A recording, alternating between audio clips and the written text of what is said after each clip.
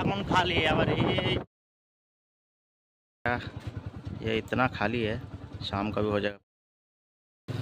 এই ব্রিজে যে এখনো এত ভিড় पूरा হয়, खाली কি और যে ये भर হয় जाएगा বুঝতে পারি शाम না। को। এখানে বিকেলবেলা এত ভিড় হয়, মানে পা ফেলার জায়গা থাকে না, আর মোটর সাইকেল তো বার হতেই পারে না। পুরো মেলা বসে এখানে, পুরো মেলা। তাই এখানে আমরা একটু ঘুরতে আসলাম, বন্ধু আর আমি।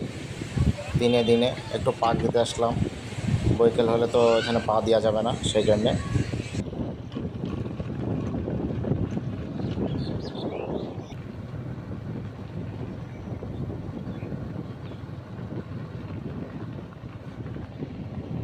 দৃশ্য কোনো জায়গা তুলিনি।